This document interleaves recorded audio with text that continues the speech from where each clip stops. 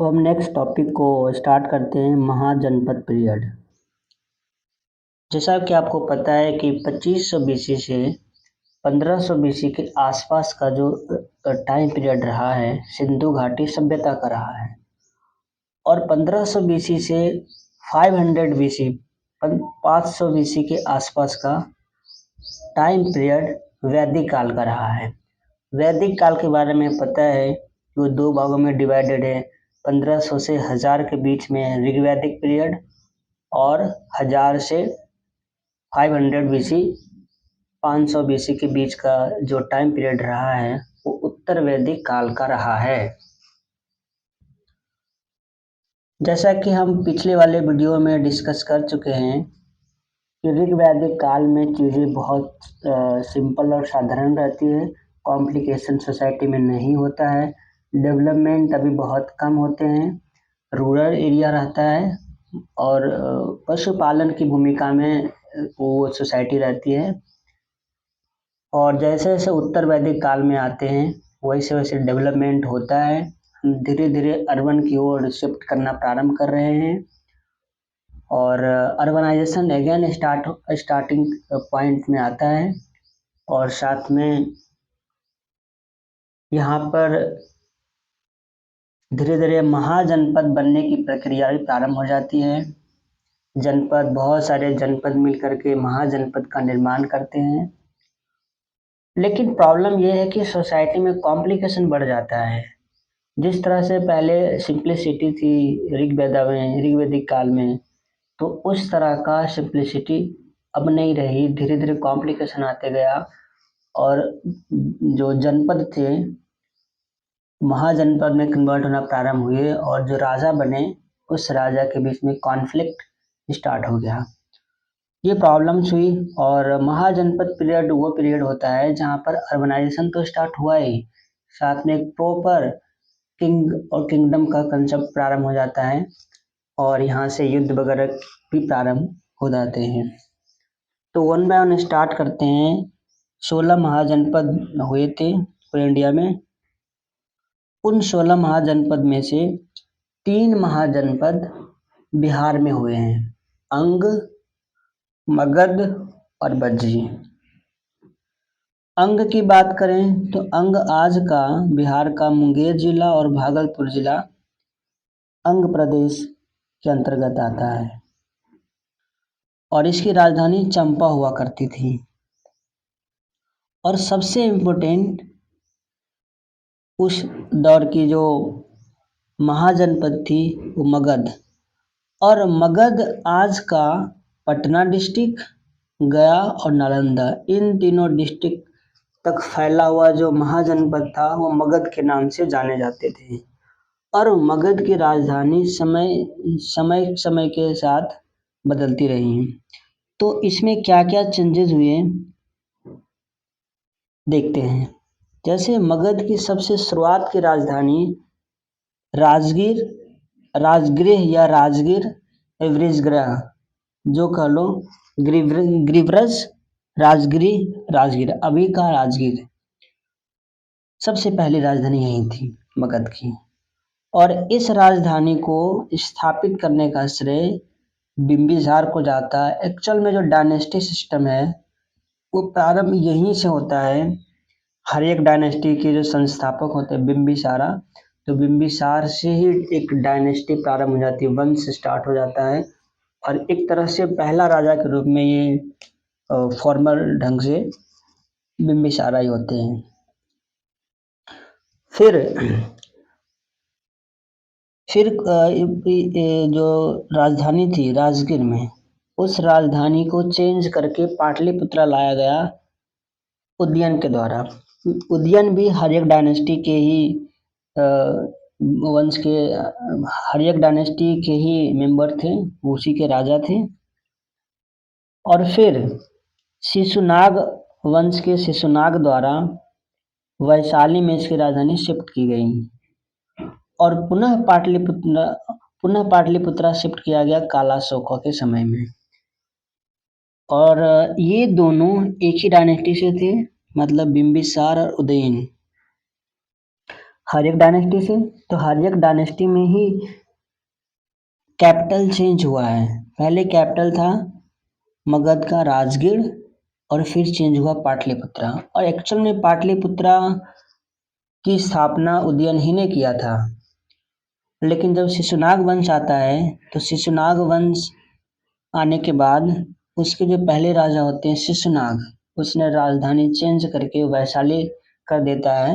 लेकिन उसी का उसी वंश का दूसरा राजा जो इसके बाद इसका उत्तराधिकारी होता है काला अशोका, वो पुनः राजधानी पाटलिपुत्रा में कर देता है। वहीं वज्जी की बात करें तो वज्जी आज का मुजफ्फरपुर और वैशाली जिला है, और वज्जी की भी राजधानी अलग अलग रही है। पहले विदेह था, फिर मिथिला, फिर वैशाली, इस तरह से इसकी राजधानी भी चेंज हुई है। तो 3 बिहार का था, और एक इम्पोर्टेंट अवंती जो आज का मालवा का रीजन है मध्य प्रदेश का, वो भी एक शक्तिशाली महाजनपद हुआ करता था। जो नॉर्थ अवंती है उसकी राजधानी उज्जैनी हुआ करती थी, और साउथ अवंती की राजधानी माहिष्मती।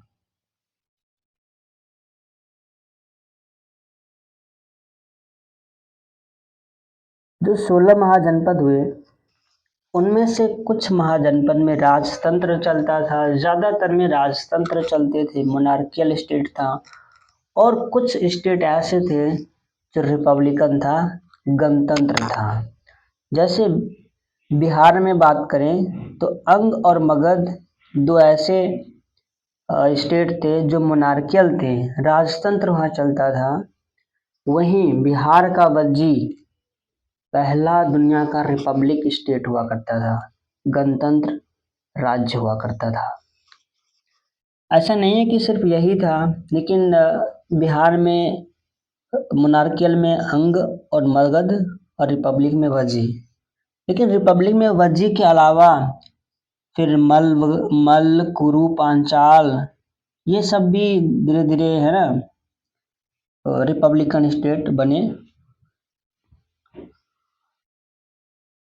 और हम देखते हैं कि उस टाइम पीरियड में सुपरमेसी के लिए स्ट्रगल होता था कि हम बड़े हैं, है ना। तो उसके लिए स्ट्रगल 4 स्ट्रांग महाजनपद के बीच में होते थे।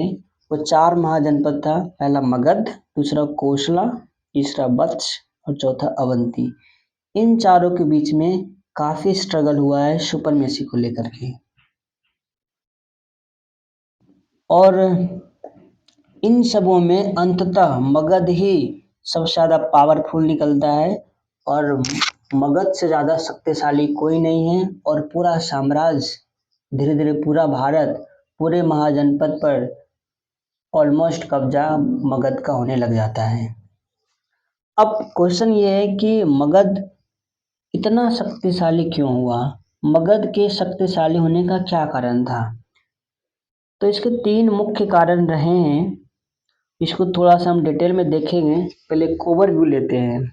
जैसे इसको मतलब मगध को, जो बिहार का पटना, गया, नालंदा का एरिया है, उसकी खास बात ये थी कि जो ज्योग्राफिकल लोकेशन है, पोजीशन है, उसका एडवांटेज यहाँ मिलता था।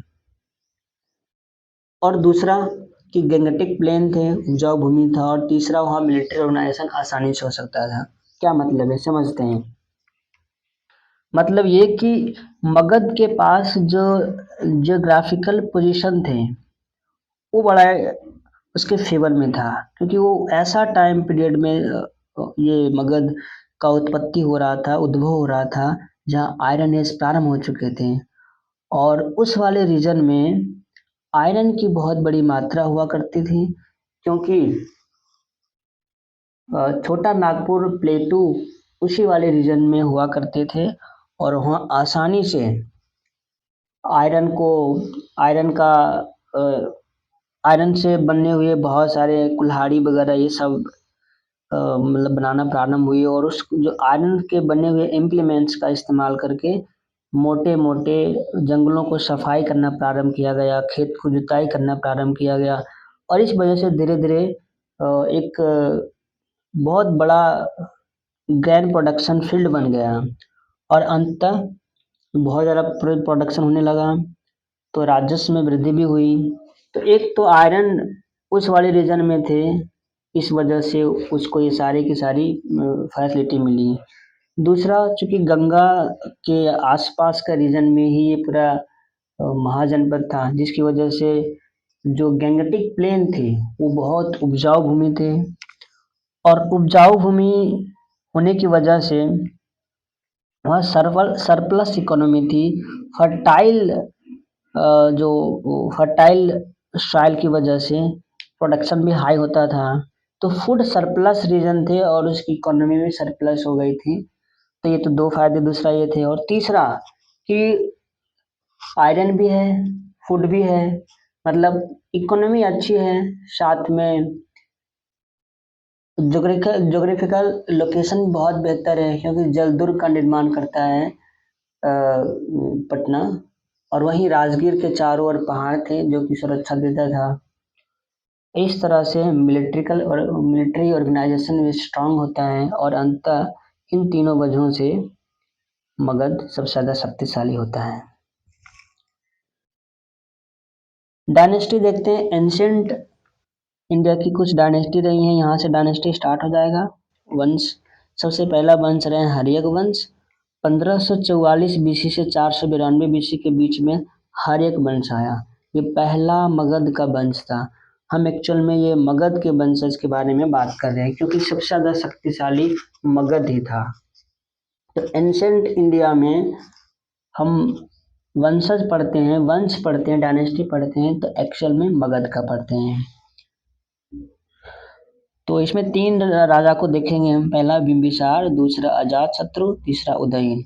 बिंबिसार का टाइम पीरियड 544 से 492 बीसी के बीच, अजातशत्रु 492 से 460 बीसी के बीच में और उदयन 460 से 440 बीसी के बीच में।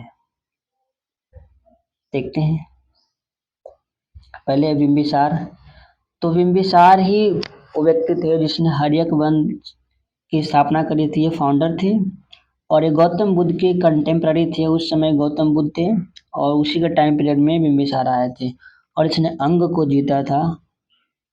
और इस समय एक खास बात ये रही कि इसने जो शक्तिशाली अवंती था उसको जीतने की बहुत कोशिश की लेकिन जीत नहीं पाए। लेकिन हाँ, अवंती के राजा थे प्रद्योता। जब प्रद्योता जॉन्डिस की बीमारी से परेशान थे तो बिंबिसार ने अपने रॉयल फिजिशियन जीविका को भेजा वहाँ पर। तो ये एक मानवता को भी दिखाता है और ये ऐसे फर्स्ट इंडियन किंगडम थे who had a regular and standing army, and Bimbisara also built the city of New Rajgir as well as at this time a regular and standing army has been started। तो ये कुछ important बातें भी रही हैं क्योंकि इस time period में ही पहला ये इंडियन किंग हुआ करते थे जिसके पास एक रेगुलर स्टैंडिंग आर्मी था। फिर अजातशत्रु देखते हैं। अजातशत्रु ने कुछ चीजें करा है कि अजातशत्रु एक्चुअल में बिंबिसार के पिता है, बिंबिसार के पुत्र है और उस अजातशत्रु ने अपने पिता बिंबिसार की हत्या करके गद्दी पर बैठा है और उसने राजगीर किला और जल दुर्ग का भी निर्माण किया है। तो इसमें कुछ ज़्यादा विशेष नहीं है, बस एक पॉइंट और मैं आपको बता देता हूँ कि जनरली जो बिंबिसारा की नीति थी अपने साम्राज्य विस्तार का, वो मैरिज के जरिए उसने अलग अलग मैरिज, कौशल की राजकुमारी से भी वहाँ शादी किया उसने। फिर काशी काशी से भी उनको शादी काशी से भी उसने मतलब संबंध जोड़ा। और अपनी मैरिज उनकी कोसला की जो कौशल के प्रसेनजीत जो राजा थे उसकी बहन के साथ विवाह करके काशी को उसने मतलब एक एज डॉरी है ना, दहेज के रूप में पाया। तो इस तरह से शादी करके उसने साम्राज्य विस्तार को बढ़ावा दिया। लेकिन अजातशत्रु ऐसा नहीं था। अजातशत्रु कुछ अलग ढंग से ही युद्ध वगैरह करके ही मतलब अपने साम्राज्य विस्तार में फोकस किया। नेक्स्ट उदयन देखते हैं। उदयन ही था जो पाटलिपुत्र की स्थापना किया था और राजगीर से राजधानी को पाटलिपुत्र शिफ्ट करने का श्रेय उदयन को ही जाता है।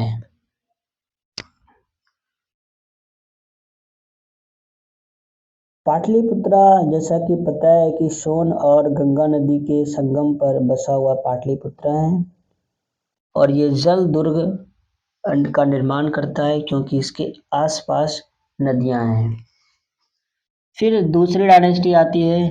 पहली डायनेस्टी हमने देखा हर्यक डायनेस्टी और दूसरी डायनेस्टी आती है शिशुनाग डायनेस्टी। हर्यक डायनेस्टी को का अंत करके शिशुनाग डायनेस्टी का प्रारंभ होता है। शिशुनाग डायनेस्टी का प्रारंभ शिशुनाग करते हैं। इसके दो इम्पोर्टेंट रूलर हैं, एक शिशुनाग दूसरा कालाशोक।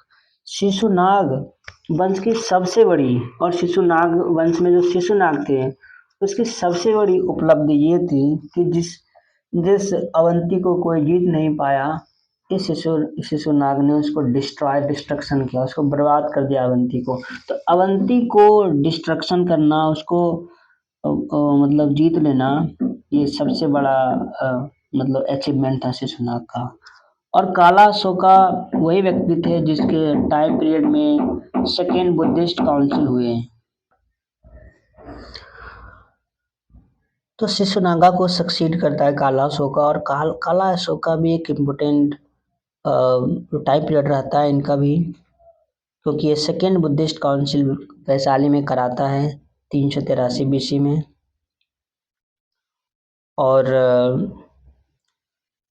इस तरीके से इस डायनेस्टी के कुछ इम्पोर्टेंट पॉइंट हमने देख लिया। फिर नेक्स्ट देखते हैं नंदा डायनेस्टी। इसके बाद आता है नंद डायनेस्टी 344 मैं लिख देता हूँ टाइम पीरियड 344 BC से 323 BC के बीच में टाइम पीरियड रहता है।